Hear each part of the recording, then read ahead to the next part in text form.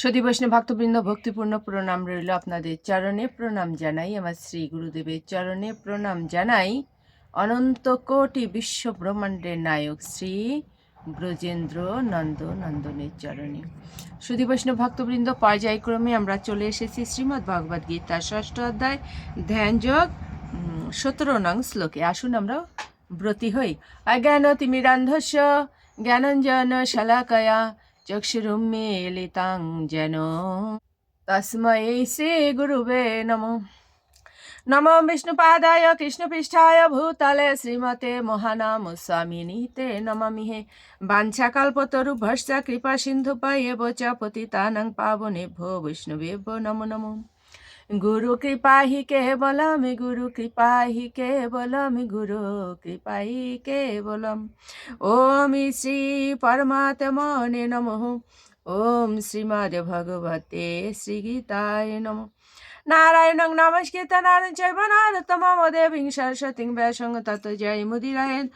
मूकं करोति वाचालं पङ्गुं लङ्घयेते गिरिं यत्कृपातमहं वन्दे परमानन्दमाधवम्। ओम नमो भगवते वासुदेवाय। ओम नमो भगवते वासुदेवाय। ओम नमो भगवते वासुदेवाय। श्रीमद् भगवते श्री गीताय नमः। श्री गीताय नमः। श्री गीताय नमः। श्रीमद् भगवद गीता 6ষ্ঠ অধ্যায় ধ্যান যোগ শ্লোক সংখ্যা 17। यक्त आहार विहारस्य यक्त श्रेष्ठस्य कर्मसु यक्त স্বপ্নাববোধস্য ইয়াগহ ভবতি দুঃখহা। অনুবাদ: যিনি পরিমিত আহার ও বিহার করেন, পরিমিত প্রয়াস করেন, যার নিদ্রা ও জাগরণ নিয়মিত, তিনি যোগ অভ্যাসের দ্বারা সমস্ত জড় জাগতিক দুঃখের নিবৃত্তি সাধন করতে পারেন। তাৎপর্য: আহার, নিদ্রা, ভয় ও মৈথুন এগুলো হচ্ছে দেহের প্রবৃত্তি। যথাযথভাবে এদের সংযত না করা হলে এরা যোগের পথে প্রতিবন্ধক হয়ে দাঁড়ায়। ভগবানকে নিবেদিত প্রসাদ গ্রহণ করার মাধ্যমে আহারের প্রবৃত্তিকে সংযত করা যায়। ভগবদ গীতা 9ম অধ্যায় 26 নং শ্লোক অনুসারে ভগবান শ্রীকৃষ্ণকে অন্ন, শাক, সবজি, ফল, ফুল, দুধ আদি নিবেদন করা যায়। এভাবেই কৃষ্ণ ভাবনাময় ভক্ত মানুষের অযোগ্য অর্থাৎ সত্ত্বগুণে শ্রেণীভুক্ত নয় এমন খাদ্য বর্জন করার শিক্ষা লাভ করেন। কৃষ্ণ ভক্ত সর্বদাই তার কৃষ্ণ ভাবনাময় কর্তব্য পালন করতে তৎপর।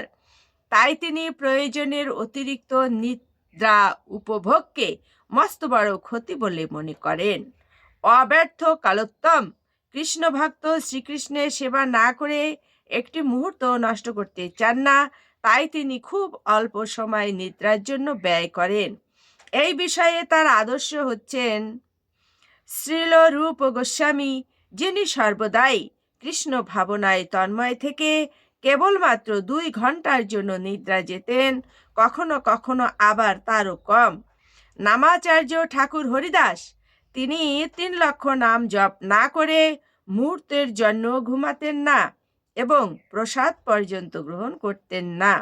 কৃষ্ণ সেবা ছাড়া কৃষ্ণ ভক্ত আর কোনো কর্মই করেন না। তাই তার প্রতিটি কর্মই সংযত এবং ইন্দ্রিয় তৃপ্তির কলুষ থেকে মুক্ত। কৃষ্ণ ভক্তের যেহেতু ইন্দ্রিয় তৃপ্তির বাসনা থাকে না, তাই তার জড় সুখ ভোগের অবকাশ নেই।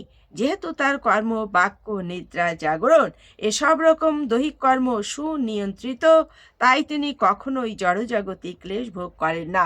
সুধী বৈষ্ণব ভক্তবৃন্দ, অত্যন্ত সহজ সরল কথা আমরা বুঝতে পেরেছি। আসুন আমরা মাহাত্ম্য বলে বিশ্রামে যাই। ওম শ্রী পরমাত্মনে নমঃ। ওম শ্রীমদ্ ভগবতে শ্রী গীতায় নমঃ।